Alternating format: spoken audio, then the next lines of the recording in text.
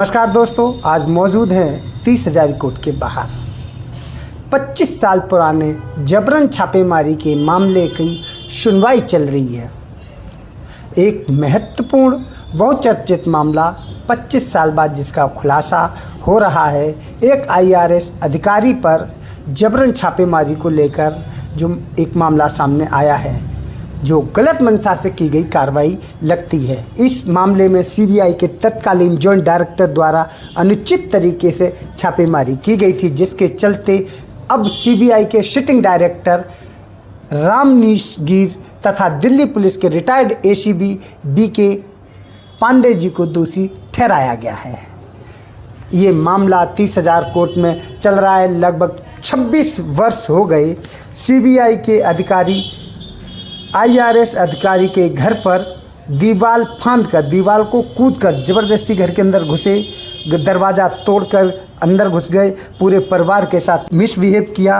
26 साल तक चले केस में आज जज साहब ने फैसला दिया है। फैसला क्या है?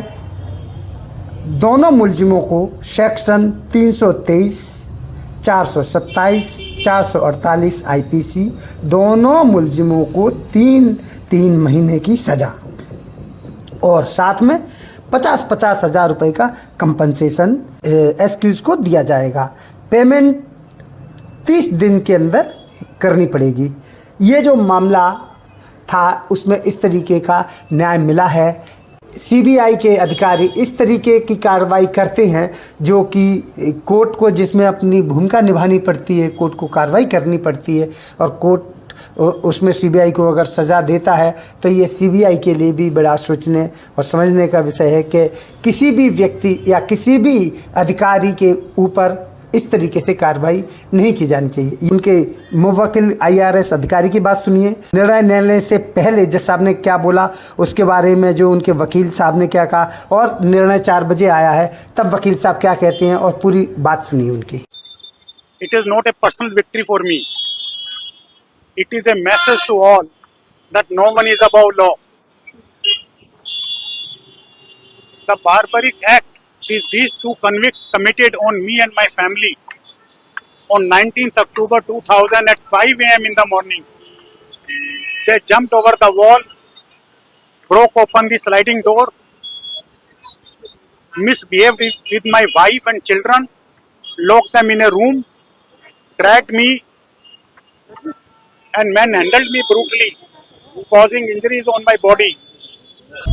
हमने जज साहब से स्ट्रिक्ट पनिशमेंट की गुहार करी है, जिससे कि ये एटलीस्ट डेटरेंट क्लेम हो इनका, कि ये और बाकी जो ऑनेस्ट ऑफिसर हैं उनको बदनाम ना हो, खासकर CBI वगैरह में, and these officer should be strictly punished. तो हमारी डिमांड ये रही है, और हम इसमें जो है कॉन्जिक्यूटिवली पनिशमेंट मांग रहे हैं, 1 आफ्टर 1 मांग रहे हैं। 323 में मैक्सिमम पनिशमेंट 1 साल मांग रहे हैं, 427 में मैक्सिमम 2 साल और 448 में 1 साल।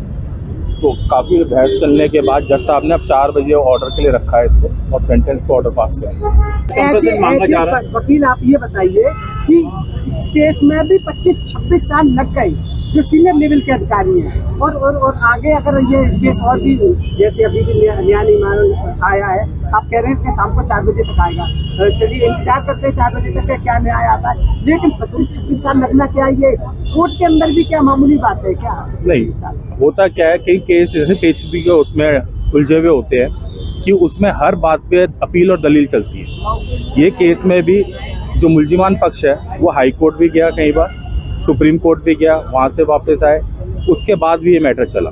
तो जो मैं यही कहना चाहूँगा, ऐसा नहीं है कि हर केस इतना लंबा चलता है, पर कई पेचीदगियाँ आ जाती हैं कानूनी तौर पर, जिसको टैकल करते हुए टाइम लग जाता है। क्या लग रहा है, आपकी उम्मीदों के मुताबिक न्याय मिल सकता है? उम्मीदों के मुताबिक न्याय मिल सकता है? 4 बजे मिलेंगे कॉफी पे, न्याय मिलेगा। जज साहब ने दोनों मुलजिमों को सेक्शन 323, 427, 448 IPC में दोनों मुलजिमों को 3 महीने की क्यूमुलेटिव सजा दी, सिंपल इम्प्रिजमेंट, और साथ में 50,000 कंपनसेशन ईच अक्यूज को पे करने को बोला है with in the period of 30 days. प्रथम दृष्टया पाया इनके खिलाफ केस बनता है।